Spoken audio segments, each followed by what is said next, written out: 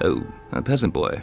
One of the things you guys might know about me is that I do enjoy watching a good movie. I thought it would be fun to do some content not Bakugan related here and there so I don't go completely insane. So this is a rapid fire movie review of a movie I've seen recently that I found very impressive.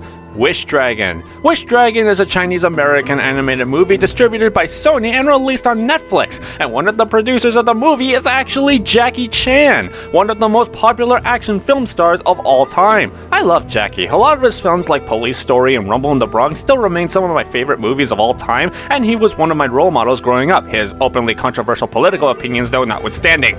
Wish Dragon tells the story of a pink dragon named Long, voiced by John Cho, who grants 3 wishes to 10 masters as punishment for being bad when he was a human, and this is supposed to make him learn the meaning of life in order for him to enter the spirit world.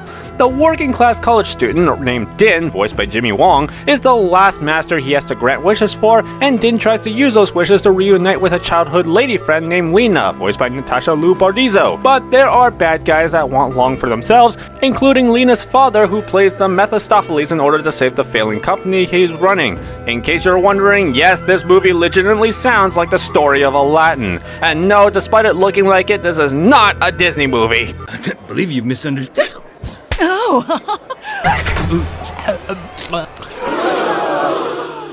Yep, that's definitely not gonna make it to Disney. Arguably though, I would say that this movie did a good job being a more different story than Aladdin. Reason being is that despite so many times Long tries to convince Din of just making 3 wishes for money, fame, and other things, Din never compromises his principles that money isn't everything and that it doesn't always bring happiness, a lesson that would be the fueling part of the whole story.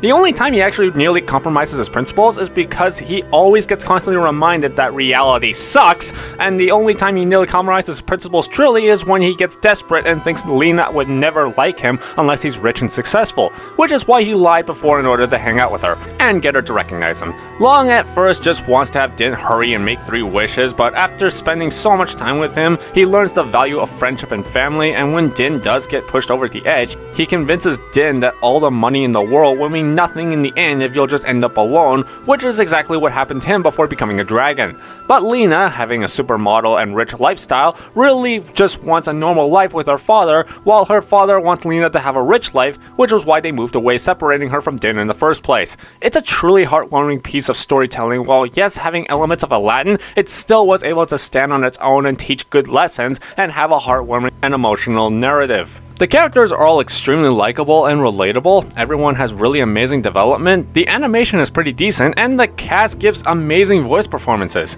And of course, fight scenes.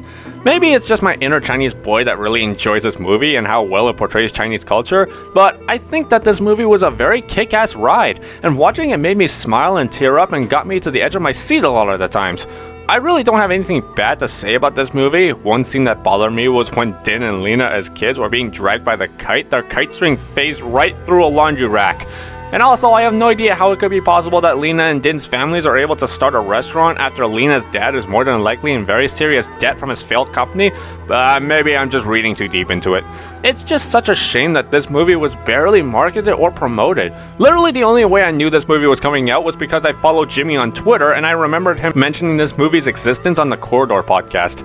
Literally, how people will find out is if they come across this trailer on YouTube or find it scrolling through Netflix thinking it's a Disney movie.